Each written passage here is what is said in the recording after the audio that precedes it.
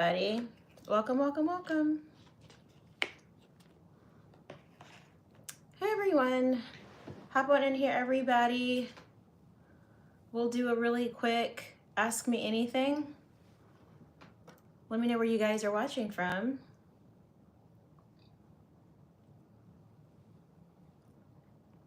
Welcome, everybody.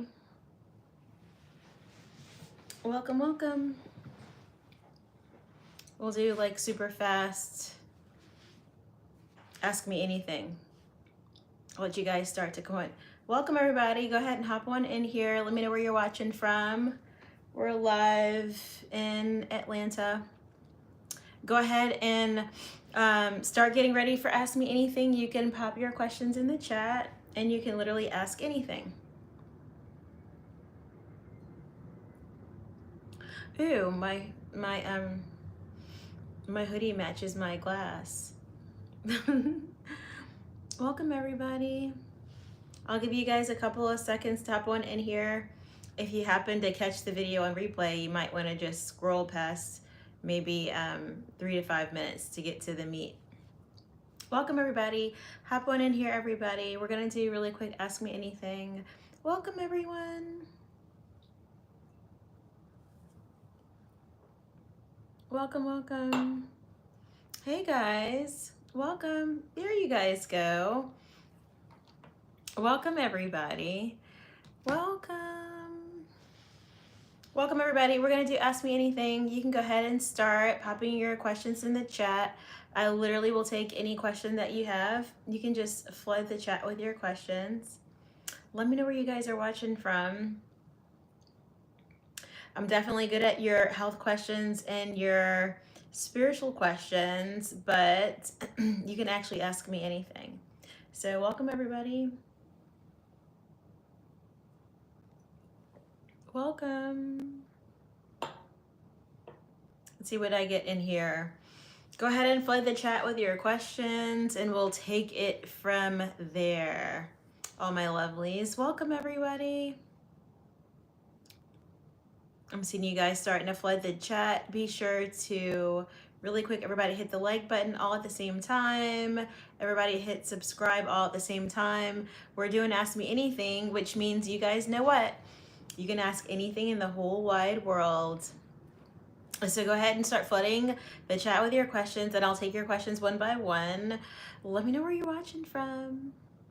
I'm in Atlanta. Welcome, Minnie.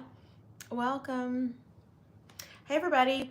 We're going to do Ask Me Anything. It's a nice Q&A, all things Q&A. So go ahead, everybody, at the same time, hit the like button, and everybody at the same exact time, hit subscribe, and go ahead and flood the chat with your questions.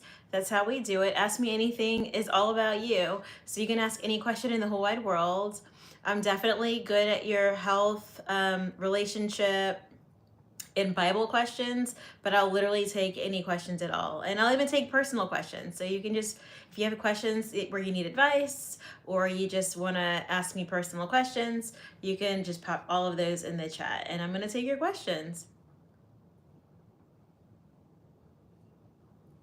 Okay, let's see what we got here. Welcome, welcome, everybody. How's my day? My day is well. I mean, if I had to be honest, I'm trying to like take Friday off, and it's like, sheesh, I should be working right now. But you know, you get to a point with work that you can't do anymore. Like you're like, nope, today's done.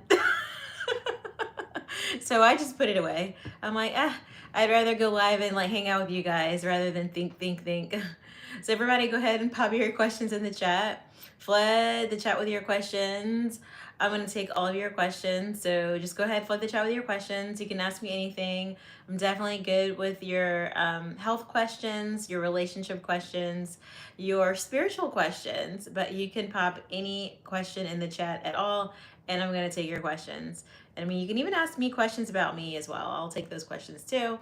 But certainly, who doesn't need like a free person just ask questions to? Like a legit person who can just answer questions all day.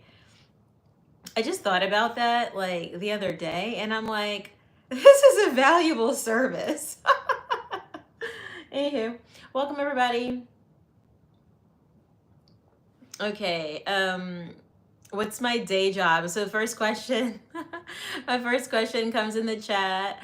What's my day job? My day job is I'm a registered nurse. I audit people, so I'm kind of like the scary person at work. Everybody gets scared when I show up. So yeah. But good question. Good question. I'm a registered nurse, but interestingly enough, I went to seminary school, so I'm a Bible scholar.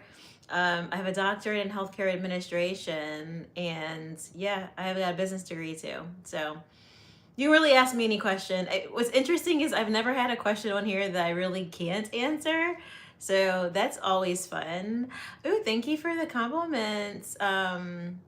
P, thank you. We're almost, let's see, we're almost colleges, both are in medical field. Oh, you're an MD doctor. Yeah. Awesome. Welcome. Great. Awesome. Let me know what kind of doctor are you? Let me know what field. I used to work in ICU when I was doing the clinical thing. So, the whole like resuscitations and whatnot.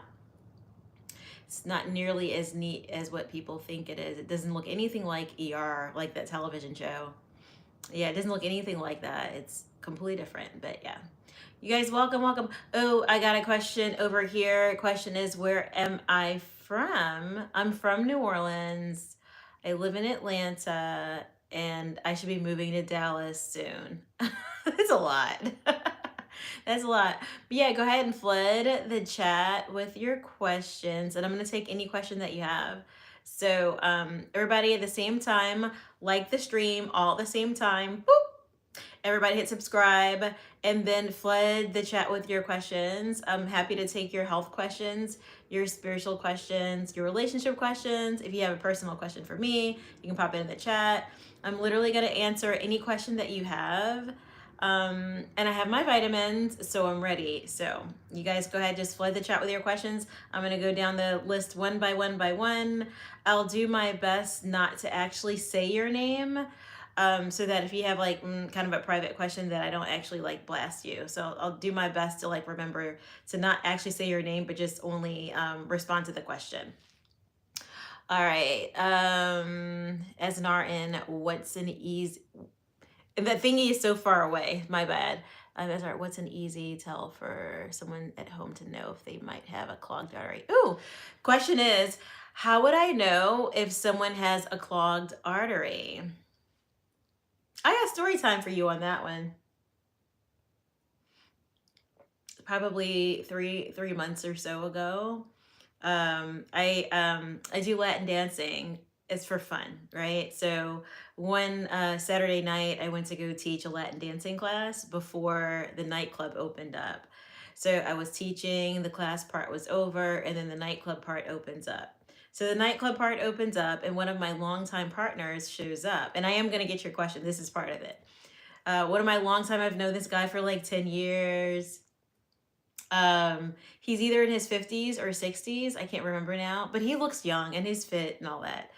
So I'm dancing with him. It's like the first 3 dances after we finished up our classroom part of the club. Because, in order to get the club lively, you have to have somebody to teach the class, people that are learning and feel comfortable enough. And then when they turn the lights off, everybody's comfortable and they're dancing. So yeah, that's the job that I was doing that night. It's my hobby job. It's not like my job. It's just for fun. And so one of my longtime dance partners, somebody I've known for like years, I danced with him the first 3 dances, and I finished the dance. He goes and sits down, and then his wife comes like running across the running across the dance floor, and she grabs me by the arm, and I was like, what is this? And she's like, come.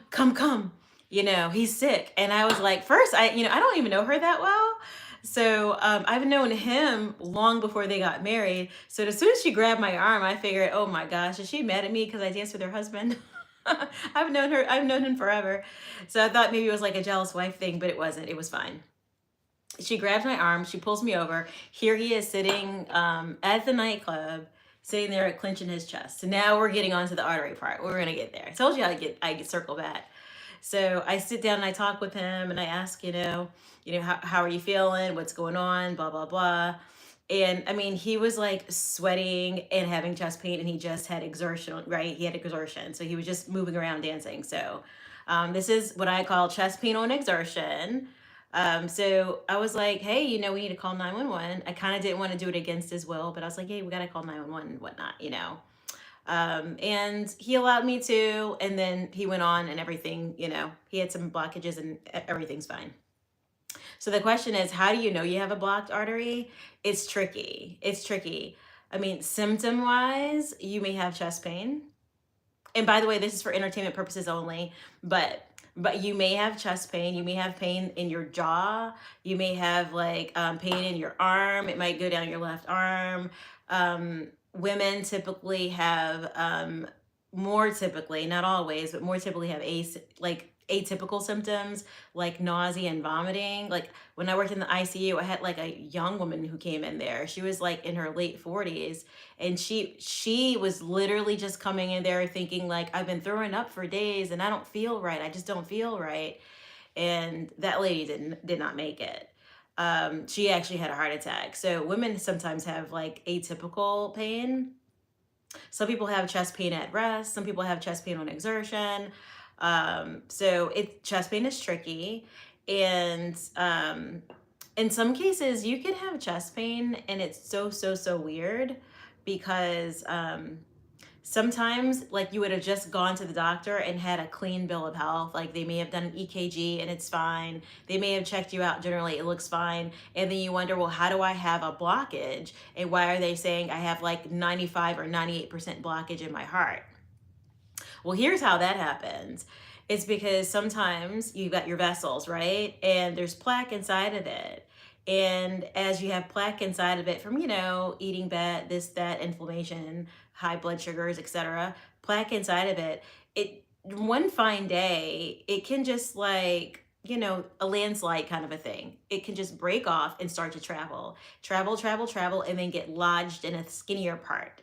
Kind of like, if you had a drain and the drain was tricky and it like kinks in different places, well, it might, whatever's traveling in the PVC pipe might flow until one fine moment where it's tricky and it just gets stuck. That's where the blockage creates the problem and the person experiences the pain. So technically, someone could have vessels that are wide open and blood is flowing and everything feels fine. They could be like that for some time. And then if the plaque breaks off, travels, and lodges, suddenly they have pain. So those are tricky ones because that's the same person who could have just went to the doctor's office 2 weeks ago, clean bill of health, nothing wrong, and then they suddenly have a heart attack. Other people, the blockages have been growing and growing in the same area, growing and growing, and eventually it kind of closes off. And those are people who more likely have pain that comes and goes, and it kind of like comes over time.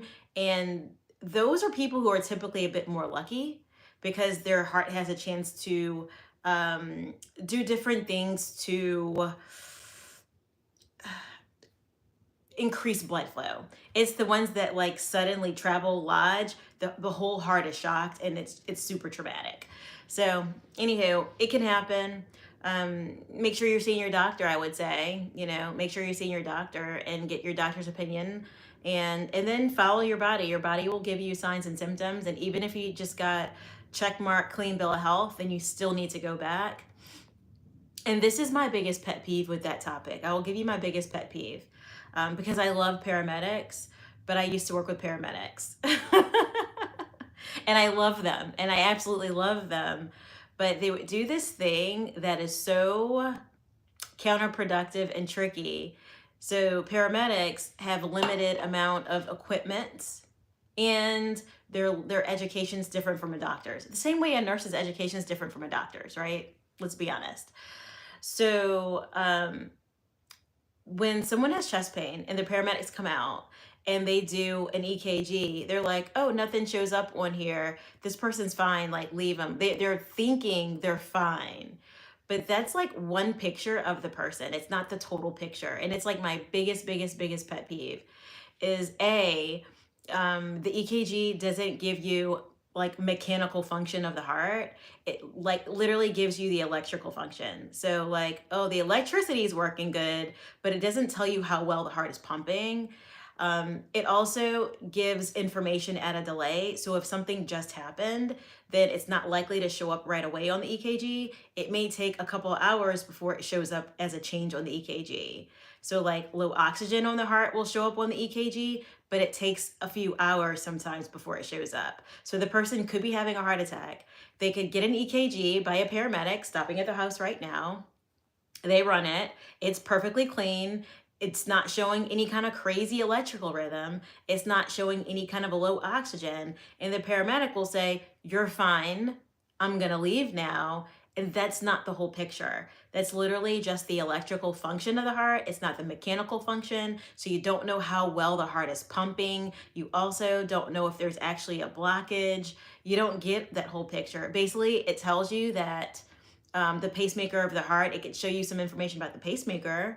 And it shows you that that part is working just fine, but it doesn't give you the whole picture, and it doesn't give you the whole picture immediately. So that same patient who got a clean EKG at the house when the paramedic showed up, who's having chest pain, maybe it says sinus rhythm and everything fine, right?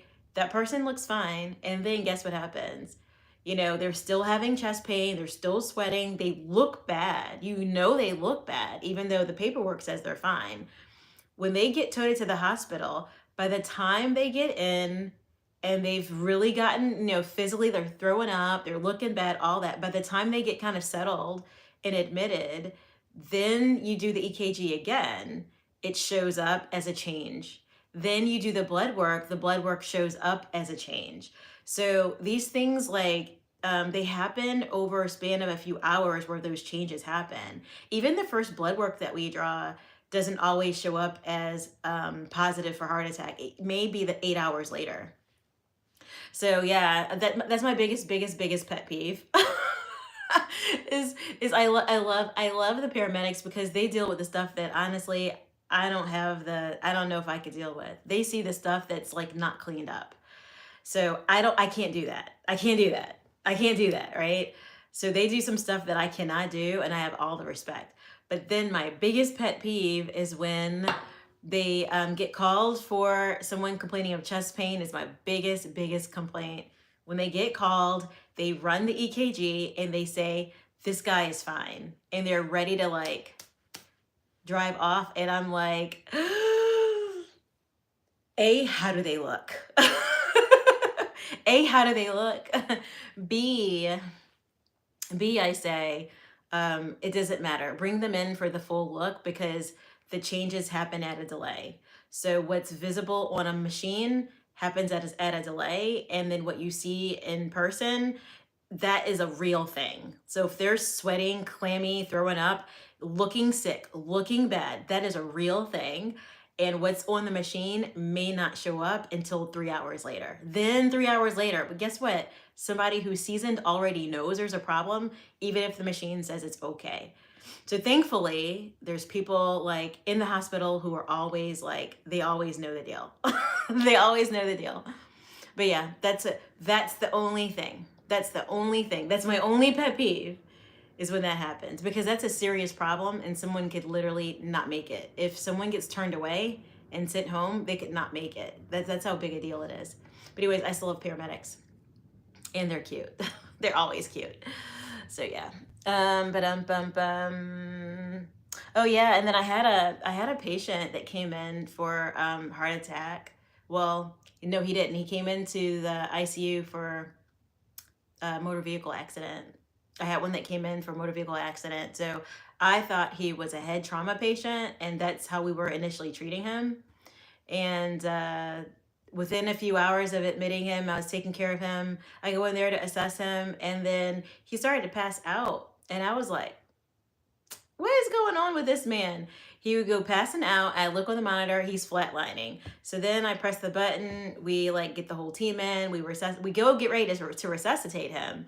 And then he wakes up again. And I was like, that's tricky. And so we finish talking, whatever. Everybody goes away. We finish doing our little stuff. And then here he goes again. He flatlines on the monitor. His heart goes from like regular to like this. And then he passes out. And then I hit the button again. Everybody comes back. We get ready to resuscitate him. And then he wakes up when everybody arrives. And I'm like, I know what happened to you. I'm like, you passed out while you were driving and hit a tree. That's what happened. And you passed out not because of your head. You passed out because of your heart. And that was the end of that. He gave him a new, we gave him a new pacemaker, and he was fine and went home. So yeah, that's a happy ending. I love those stories. Those are the good, clean, easy ones. But that tells you, if you have chest pain, lesson learned, don't drive yourself if you have chest pain. You could hit a tree and then end up in the hospital for a head injury that takes us another hour or two to figure out that you actually had chest pain. But yeah, good questions though. Oh, that's so sweet. Somebody said I look like I give people hope just by being me. When I worked in the ICU, I looked like super like a baby face young. So people were like freaking out. They were like, are you old enough to take care of me? And I'm like, I thought to myself, lady, please. This is before I wore glasses. I'm like, lady, please, my eyes are good. I can see these IVs and everything. You're better off with me. But yeah, let's see what kind of questions you guys have. Let me see. You guys can ask me anything. We're doing Ask Me Anything, which means you can pop any question in the chat. You guys are going health today. Y'all got health questions today. But I'll take your spiritual questions, your relationship questions, and I'll take any question that you have. So when asking in the chat, do I believe in Jesus? Yes, I do. I believe in Jesus. I am like crazy about Jesus. And honestly, there's like, selfishly, I can't wait for him to return. Selfishly, but I know I want everybody else saved too. But every day I'm like, Jesus, when you coming back? When you coming back, Jesus? We miss you. We're waiting on you. I'm just checking the chat here. Thank you for the gift, House. Thank you, thank you. All right, we're doing Ask Me Anything. Continue to pop your questions in the chat. I'm taking your questions. Oh, cool. Vascular specialist, plastic surgeon. Ah, we like that. We like that. We love a good plastic surgeon in the house. I mean, just in case a girl needs a little bit of a nip or a tuck. Oh, that's awesome. All right, let's see what other questions we have in here. ICU doesn't suck. I loved ICU. It depends on your personality. If you're like, I don't know, if you like the environment to change all the time, then that's good. But if you like a monotonous environment, then it's not good. So, I mean, you don't get comfortable. Like anything can go wrong at any moment. And yeah, that's how it is. But yeah, ICU is actually, it's a world of its own. This is what I say about ICU. So for you, those of you guys who just hopped in here, I originally worked in ICU. So, and now I work in corporate. But it's so weird because ICU, we have something called ICU personalities and ER personalities. It's kind of the same personality. Like when I went to go work at corporate, I would run into other nurses in corporate and I'd be like, ER or ICU? And they'd be like, ER. And I'm like, yes, boo, yes, I can tell. It's a certain personality. It's one of those personalities like, I don't know, we're hardcore. I can't really describe it. Like you could just look at them and be like, you could take a lot, can't you? It's just, I don't know. I can't describe it. Here's what it is.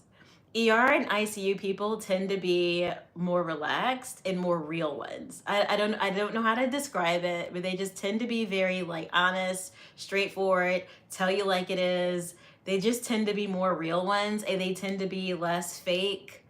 That's how I would describe us. And we can take like high energy changing environments. We adapt well to like crazy, and we are like good in a crisis. Like we are like so peaceful in a crisis.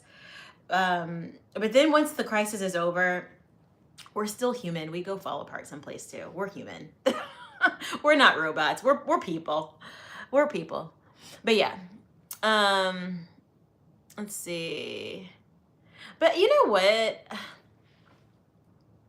Even the nurses who complain about their job, I honestly believe they like it too. They're just, some people, you ever realize some people just like to fight in relationships? They just like fighting, and they're not really peaceful types, but they're more the like fighters and not the lover types. I think the nurses who say they don't like their job, I actually think they do like their job. They're just those people who are at home. They're the types who like to fight with their spouses. So they just want to be able to say something, hear themselves talk. I don't think they dislike their job. I think they like their job. That's my opinion. You guys know what I'm talking about. Like some people, like I'm not that type of person. I don't want to be at home fighting with my partner unnecessarily. Like I'm the girl who wants to like go to bed happy, peaceful. Like I don't want unnecessary tension at all with anything. I like peace. So, but there's some people who like a good fight and they live for it. Like if they're not having like a good disagreement, then they didn't have a good day. And I think some of the people who are nurses who say they can't stand their job, I think they're just those people who just like to hear themselves make noise. I think they like their job just fine. I think they're the same people at home that are fighting for no reason, and they're just making noise at home too. That's what I think. You know, I think if you really don't like nursing, you quit. You just go find something else to do. Simple. Thank you for the gift. 93. All right, let's see what we got here. Am I AI? No, I'm not AI. I'm over here drinking my vitamins. I'm not AI. But pretty soon everything is going to be AI, so you can be glad that I'm still human. Sheesh. Yes, I am a good nurse. I'm a good nurse, and I'm a nurse 24 hours a day.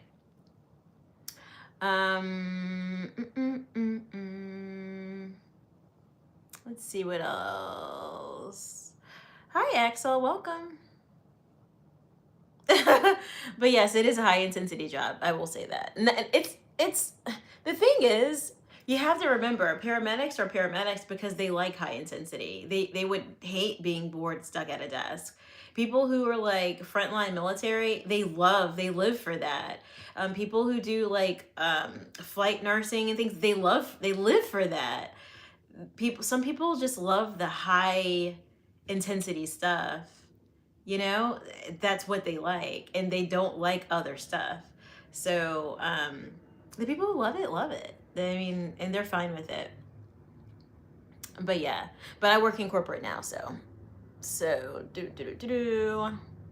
I see another question. If you check your blood pressure on the left or right multiple times on one side, is it off from the other before chest pain? You might get a heart scan.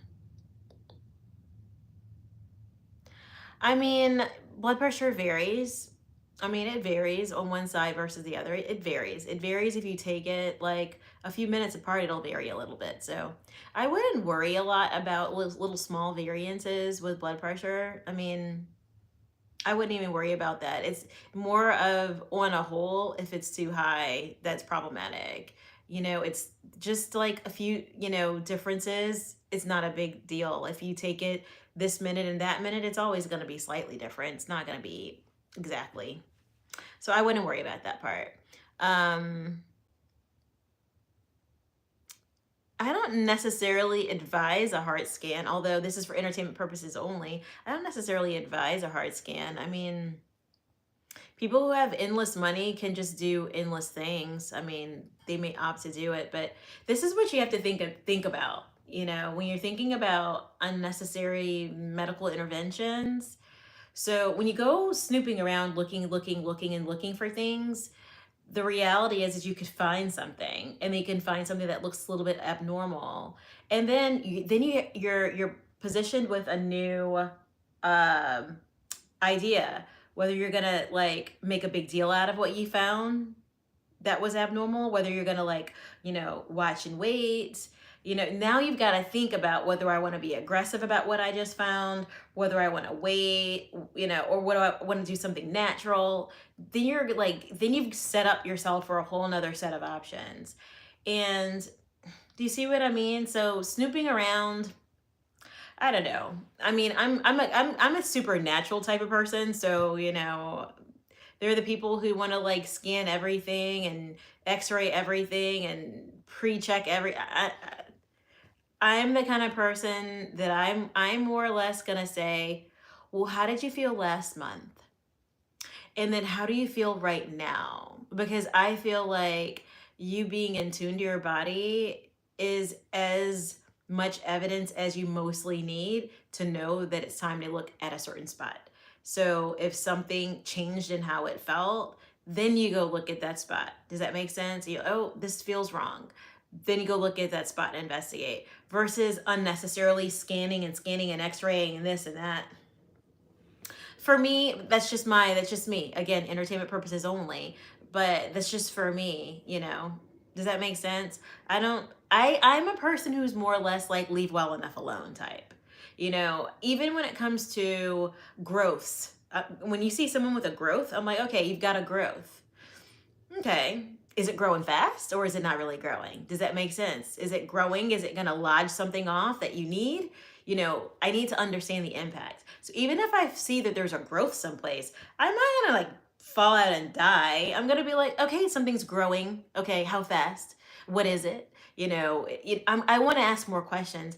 I don't immediately go to, oh my gosh, let's like go crazy. You know what I mean? So I kind of like think that way. But again, I'm more of like a natural type of person. And maybe it's because I've seen so much death in ICU, right? I've seen so much medical intervention, death, this, that I'm kind of like more of a natural person. Like, okay, well, what makes sense to do? Versus where do we look to like operate in like, it's just not my style. But to each their own. Nothing wrong with being the one who's always looking for something to like, there's nothing wrong with that. To each their own. That's just my way. Let's see. I think paramedics are heroes and they do the stuff that I definitely am not able to do. They are heroes. And I'll tell you what, I will tell you the day that I realized, I'm not gonna even tell you the day that I realized I've always known they were heroes. I will tell you Atlanta, there's a car accident in Atlanta like every single day. Well, there was one night, and this was years ago, probably like right before the pandemic. And it was like a Friday night, 11:30. I'm going out.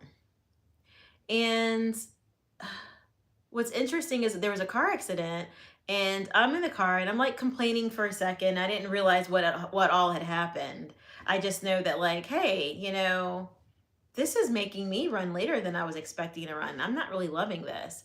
And so I'm just waiting and I'm like, traffic at night, just like there is in the day. What's up with this? And here I am in the car waiting. And then I drive past and it was like a fatal car accident. And it just had happened. It just had happened. The officers had just gotten on the scene, and it was the first time, and I'm not going to be descriptive, it's the first time in Atlanta I'd seen something like right after it happened, and I was like, so grateful that I didn't have children in the car. It was just, and then I was like, wait a second, I should have often seen this. As many times as I've driven past an accident in Atlanta, I should have often seen this, but it hit me that there's always someone who's on the front line who sees everything and helps us to not have to see everything. And oh my God, just like it broke my heart. Obviously, this is like years ago and it still breaks my heart. Then I was traveling back from Dallas one time and I drove all night and it was like 5:30 in the morning and I was just arriving in Atlanta and I saw one of those huge like Mack trucks had flipped over and I'd never seen anything like it.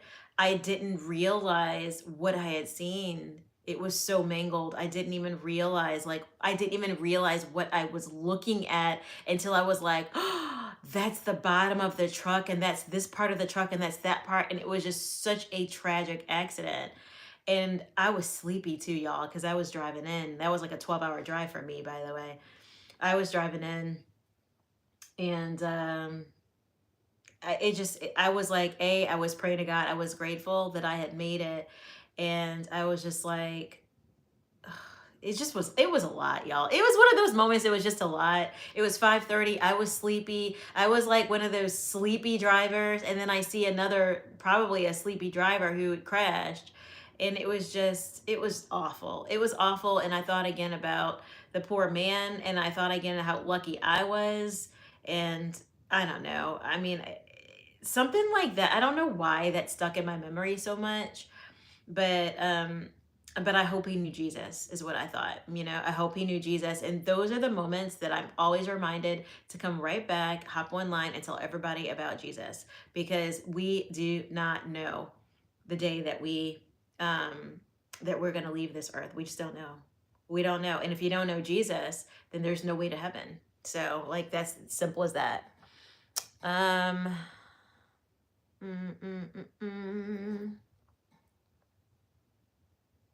Oh, Igor says, I know a thing or two about vascular issues. I bet you do. All that plastic surgery. You can't be nipping on the wrong thing. Somebody says, I'm not in health at all, but the correct answer is checking blood pressure on both sides. But most nurses, you know what, Mr. Exod, I'm glad you know that. I think probably it doesn't matter. In ICU, we're only trying to make sure people have a heartbeat and have oxygen. Like, you have to understand what we do in there. If you understood what we do, that's low-hanging fruit. Does that make sense? Like, we're trying to make sure people are alive, they come in there and they're alive, and that they leave at least the same level. That's it. We're not trying to like do anything crazy. If they come in there in one piece with 4 arms, 2 arms and 2 legs, we just want them to come in and leave out and be stable. That's it. We just want to stabilize them. We don't want to keep them there. We don't want to like make them perfect. We're not trying to like heal the world. We're literally just trying to stabilize them and then get them off to someplace else. So we don't always see the final product. Sometimes we do. Most times we don't. And actually, more often than not, let me tell you, more often than not, what I see, I'm usually frightened when I see someone who's healthy again, who I took care of that was really, really sick. The people that have come back, like walking in and saying, oh, hey, Hannah, blah, blah, blah. I'm like, because last time I saw you, it wasn't looking so good. And they're like, oh, hey, I just wanted to come bring you something. I'm like, oh, okay, I'm so glad you're good now. I don't get to see the full picture, A lot of times I just see them for like the worst 2 weeks of their lives. I don't normally see them for like the full rebound and after the rehab and when they're like, the color looks good in their face.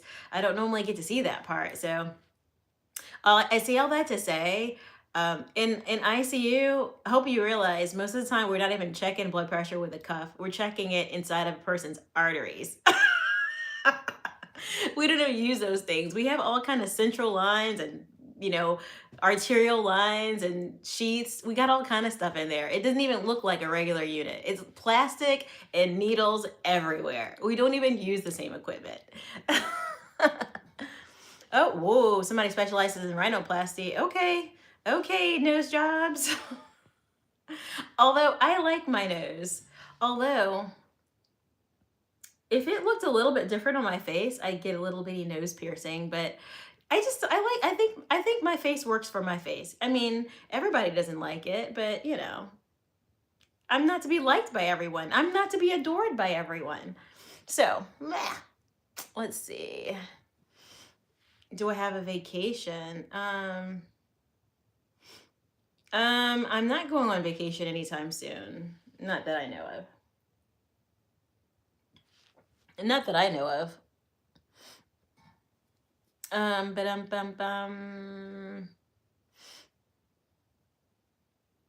So yeah, so for the clogged artery question, I would say symptoms. Symptoms are your best way of knowing at home if you have a clogged artery. And the symptom would be shortness of breath, chest pain, or or atypical chest pain, which might be like, it may present as nausea, it might present as like jaw pain, tooth pain, like weird stuff actually. Yeah, it could present different ways. But yeah, entertainment purposes only. But if you're having any of that, definitely you should be seeing your doctor. See your doctor so they can check you out. And see a specialist. I think a cardiologist is also useful. If the first doctor, your primary, has already seen you and they think, you know, they haven't done any specialized tests, you see a cardiologist so they can do like echocardiogram. They can check how well your heart pumps. They can, you know, look around it with an ultrasound. They can even do all kinds of like scans to see how clogged the vessels are. They can do stress tests. There's plenty of stuff they can do. They can check. And they're very good at it. Let's see. Y'all, it's Ask Me Anything. You can pop any question in the chat, like literally any question. Also, everybody at the same time, hit the like button, and everybody at the same time, hit subscribe. All right, let's see. Let's see if we have any other questions. Funny.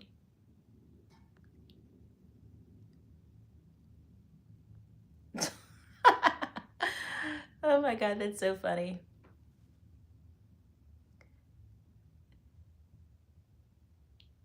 No medical person asks questions about where you check your blood pressure. Nobody asks that question ever. Just FYI.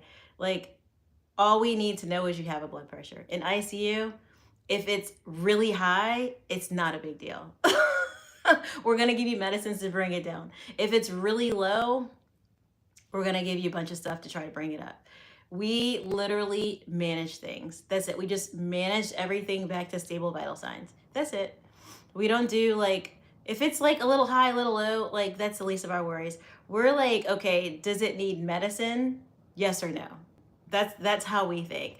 Does it need, if it doesn't need medicine and someone calls us on the phone, we will say it's stable. If they're on medicine and the medicine seems to be working well, we'll literally just tell you it's stable. So it takes a lot to make an ER or an ICU nurse like frazzle. Like we literally just are like chill. All kind of stuff will be popping off. We'll just be chill. That's just how we are. So I think it actually makes it harder in corporate because sometimes people want you to be frazzled and then you don't get frazzled because that's not who you are. And they're all like, oh my God, this, oh my God. And then you're like, nobody's dying. That's your reaction to everything. You know? So we don't really freak out. We don't really freak out very much, if that makes any sense. It takes a lot. Actually, even when it's time to freak out, we just don't. And then when we actually have a reaction, it's when it's all over. We just generally don't. I can't really explain it. We're all like that. That's the personality thing. Like, we kind of like don't freak out. We just kind of like pace ourselves through the crisis, you know, stabilize the crisis. And when the crisis is averted, then we're like, okay. And if it's something that's really upsetting, then we cry. We absolutely do cry. So yeah. I actually think that like nurses should just automatically get a day off if like their patient passes away. I think they should automatically get a day off because it's so hard to go in the next day to work if you cried the night before. Ugh. It's so hard. Like you're so drained the next day after that. Like it's not psychologically that good for your health. Someone says, am I married or dating someone who is also in the medical field? No. Usually most medical professionals can only date someone in the same field because we relate better. Let me think about that for a second. I've dated my share of the doctors.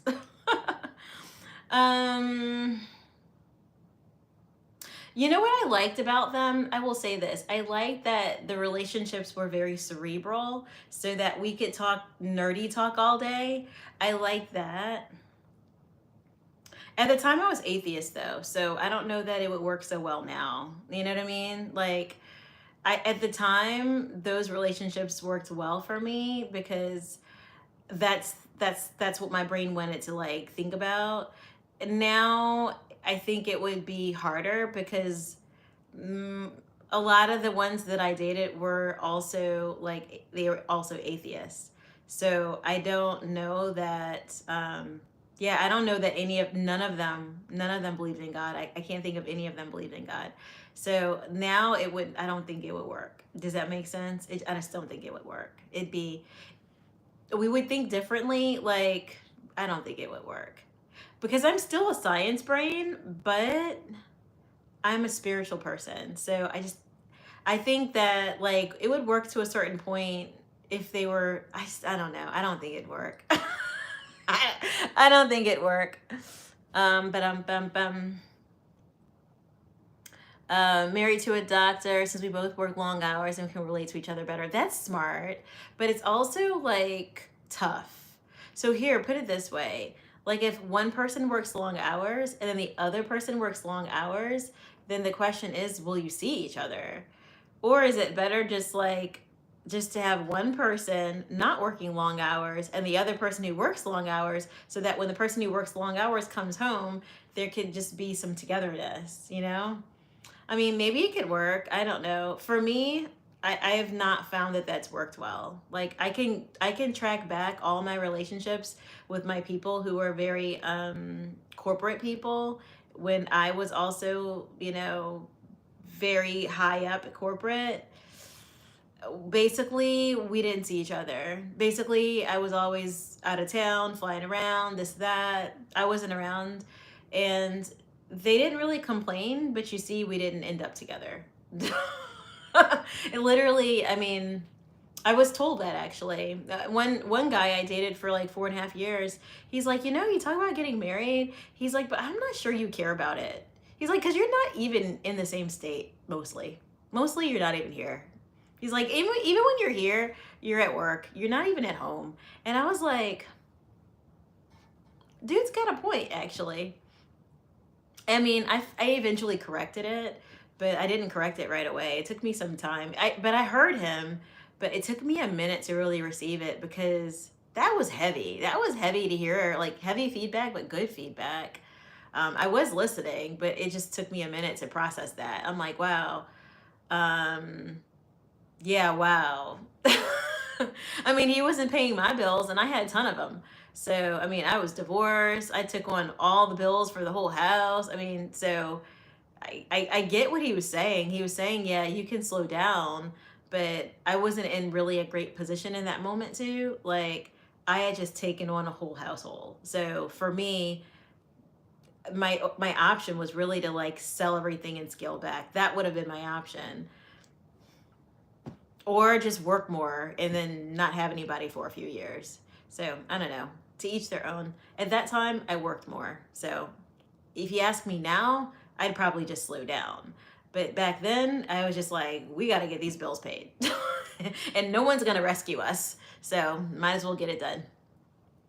So yeah. But to each their own. I mean, like, I think the downside, if you've got a really busy job and then your partner is at home all the time, it depends on if they're busy enough with their own life. When I say that, meaning I think it can become tough if they're super, like, I don't want to use the word needy, but if they don't have their own things that excite them, if they're not like energized by something, or if they don't have some structure, even though it looks different from yours. I think it can be difficult for a partner who stays home if they don't really, maybe there's no kids to take care of. Maybe there's like, if there's not much going on and they don't have like, they don't have personal goals, then I can only imagine like if you've been gone all day, 16 hours or 14 hours, and they've been alone for that much time, I can imagine that that's really tough if they don't have like something that grounds them, that makes them feel good, something that's healthy, something that's structured. If they don't have that, I can imagine that can be tough for both of you, because then when you come home, you need like a little bit of, and then they're kind of like, I missed you, I missed you, I missed you. And they're like, yeah, kind of, it could be awkward. Like you just need a little bit of peace and they're all like, give me hugs now. Yeah, that could be tough, But someone asked me if I've ever rode on a horse. I have rode on a horse before. Actually, there's like a horse thingy not too far from my house. And yeah, you got to be careful though, because some of those horses are wild. Oh, Luke, you love my content. Thank you. Be sure that you've subscribed and turn on your notifications.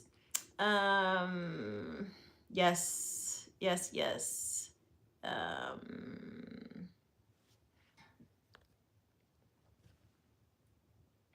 All right.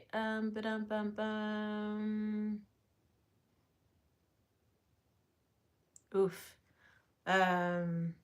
Igor's talking about nail color and swelling and health and the connection between. Yes, yes, yes.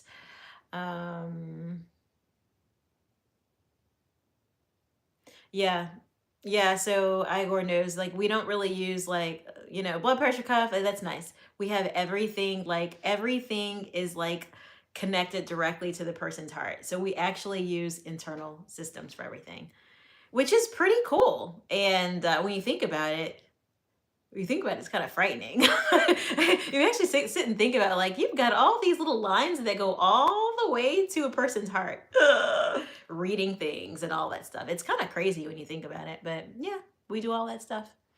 So it's a more accurate way of reading everything. So that's why we have all those lines that read blood pressure and this and oxygen and da da da da. Yeah, it's just more accurate.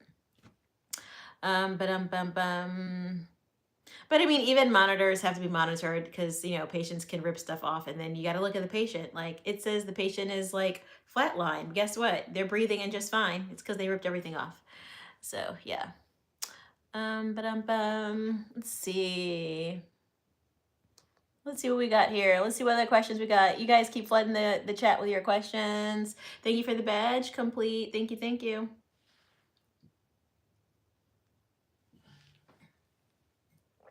We're doing Ask Me Anything, so you can ask any question at all. Of course, I'm good at your health questions and your spiritual questions and relationship questions, but you can actually ask any question at all. It's your chance. It's your chance. Pop it in the chat, whatever you got.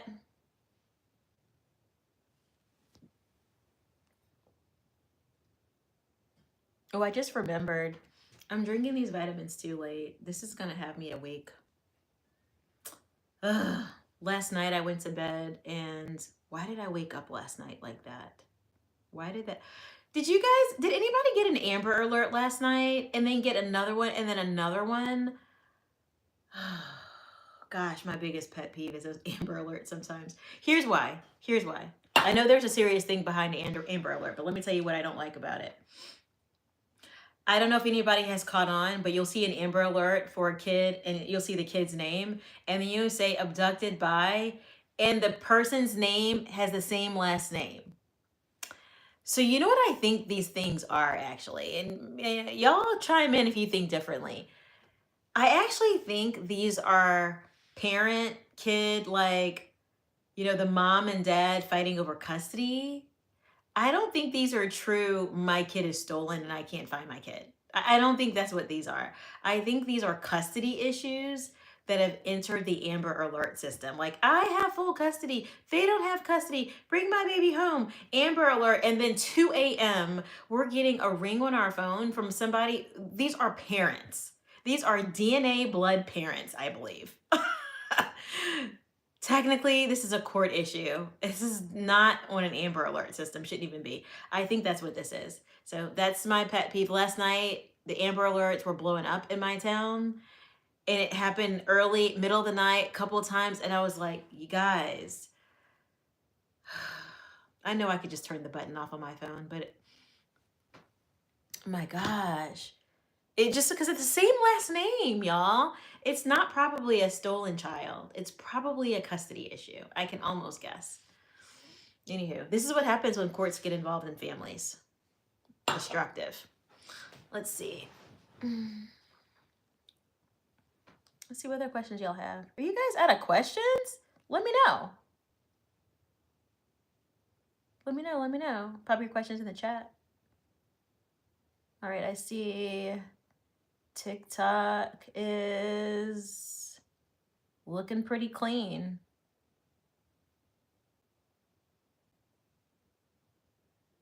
TikTok's looking pretty clean. I don't see any questions over there. Y'all, don't forget, come on over, Victory Life Podcast 7603 on YouTube.